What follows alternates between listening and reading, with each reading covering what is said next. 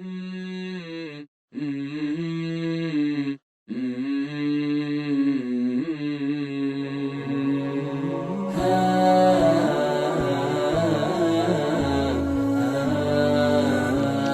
اللہ الرحمن الرحیم۔ زندگی سے لطف اٹھائیے۔ سبق نمبر 78۔ اللہ نے قسمت میں جو لکھ دیا اس پر راضی ہو جائیے۔ دوسرا حصہ۔ میں ان بیماروں کی حالت پر افسوس کرتا اور اللہ کی نعمت پر اس کا شکر ادا کرتا کمرے سے باہر آ گیا۔ میں نے ڈاکٹر صاحب سے پوچھا، اب ہمیں باہر کا راستہ دکھائیے۔ وہ کہنے لگے، ایک کمرہ رہ گیا ہے، آئیے۔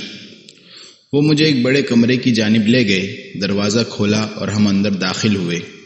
مجھے امید تھی کہ پہلے جیسے کسی ناچتے گاتے یا ادھم مچاتے بیمار سے واسطہ پڑے گا، لیکن یہاں تو منظر ہی اور تھا۔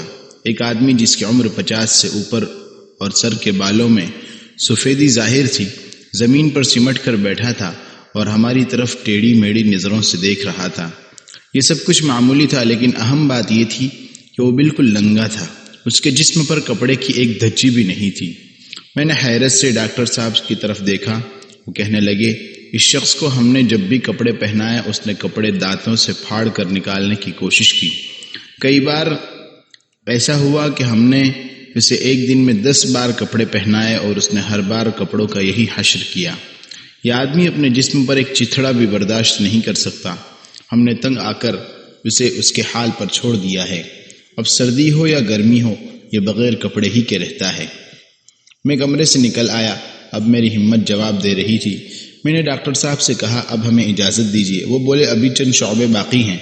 میں نے کہا، جتنا دیکھ لیا کافی ہے۔ ہم خاموشی سے ہسپتال کے بیرونی دروازے کی طرف چل پڑے۔ راستے میں ڈاکٹر صاحب کو جیسے کچھ یاد آیا تو وہ بولے، یا شیخ، یہاں ہمارے پاس ایک بڑا تاجر بھی ہے جو خربوں کا مالک ہے۔ 2 سال ہوئے ہیں اس کی عقل میں ذرا خلل آ گیا تو اس کے لڑکے اسے یہاں چھوڑ گئے۔ ایک اور ہے جو انجینئر تھا، ایک اور جو… ڈاکٹر صاحب ایک ایک کر کے ان کے افراد کا تذکرہ کرنے لگے۔ عزت اور مرتبے کی بلندیوں پر پہنچنے کے بعد ذلت کے گہرے گڑھوں میں جا گرے۔ کچھ دوسرے جو دولت مندی کے بعد فقیری کی زندگی گزار رہے ہیں۔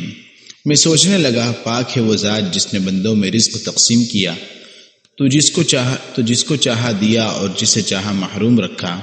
اللہ آدمی کو مال و دولت، حسب اور نسب اور اونچے مقام سے نوازتا ہے، لیکن عقل چھین کر اسے پاگل خانے پہنچا دیتا ہے۔ دوسرے کو مال و دولت اور حسب نسب کے ساتھ عقل مندی عطا کرتا ہے، لیکن تندرستی سے محروم کر دیتا ہے، اور مال و دولت کی زیادتی کے باوجود وہ 20-30 سال اور کبھی تمام عمر بستر پر گزارتا ہے۔ کسی کو تندرستی، طاقت اور عقل دیتا ہے تو مال سے محروم کر دیتا ہے۔ اس لیے ہر اس آدمی کے لیے جسے اللہ نے کسی نہ کسی امتحان میں ڈالا ہے، ضروری ہے کہ وہ مصیبتوں کو شمار کرنے سے پہلے اللہ کی نعمتوں کو حساب میں لائے۔ اگر اللہ نے مال سے محروم رکھا ہے تو تندرستی دی ہوگی، تندرستی نہیں دی تو عقل سے نوازا ہوگا، عقل بھی کم دی ہے تو مسلمان تو بنایا ہی ہے۔ اسلام کی نعمت بھی کوئی چھوٹی نعمت نہیں۔ اس شخص کی زندگی مبارک ہے جو اسلام پر جیے اور اسلام ہی پر مرے۔ اس لیے ہم میں سے ہر ایک کو اللہ کا شکر ادا کرنا چاہیے۔ الحمدللہ۔ صحابہ کرام رضی اللہ عنہم اجمعین کے بھی یہی جذبات تھے۔ رسول اللہ صلی اللہ علیہ وسلم نے عمرو بن العاص رضی اللہ عنہ کو غزوہ ذات السلاسل کے لیے شام کی طرف روانہ کیا۔ عمرو بن العاص رضی اللہ عنہ وہاں پہنچے تو دشمن کی بڑی تعداد دیکھ کر رسول اللہ صلی اللہ علیہ وسلم کو پیغام بھیجا اور دوسری ایک جماعت منگوانا چاہا۔ آپ نے ابو عبیدہ ابن جراح رضی اللہ عنہ کو ان کی مدد کے لیے بھیجا۔ ابو عبیدہ جماعت کے لیے روانہ ہونے والے اس لشکر کے امیر تھے، جس میں ابو بکر رضی اللہ عنہ کے علاوہ بڑے بڑے مہاجرین بھی شامل تھے۔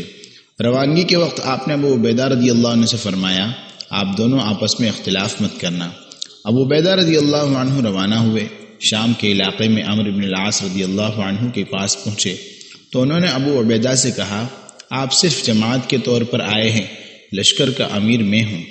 ابو عبیدہ بولے، نہیں، میں اپنے جماعت کا صرف امیر ہوں اور آپ اپنی جماعت کے امیر ہیں۔ ابو عبیدہ رضی اللہ عنہ نرم طبیعت والے، صلح کرنے والے آدمی تھے۔ عمرو رضی اللہ عنہ نے ان سے کہا، بلکہ آپ میری جماعت ہیں۔ اس پر ابو عبیدہ نے کہا، عمرو بھائی، رسول اللہ صلی اللہ علیہ وسلم نے مجھ سے فرمایا تھا کہ آپ دونوں اختلاف نہ کرنا، اس لیے آپ میری بات نہیں مانیں گے تو میں آپ کی بات مانوں گا۔ عمر بولے پھر میں آپ کا امیر ہوں، آپ صرف میری جماعت ہیں۔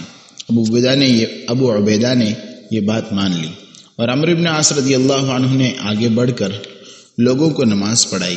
جنگ ختم ہوئی تو سب سے پہلے عوف بن مالک رضی اللہ عنہ مدینہ پہنچے اور رسول اللہ صلی اللہ علیہ وسلم سے ملے۔ آپ نے ان سے جنگ کے حالات معلوم کیے۔ انہوں نے آپ کو عبیدہ رضی اللہ عنہ اور عمرو بن عاص رضی اللہ عنہ کے درمیان ہونے والی بات چیت کے متعلق بتایا۔ اس پر آپ نے فرمایا اللہ ابو عبیدہ ابن جراح پر رحم کرے۔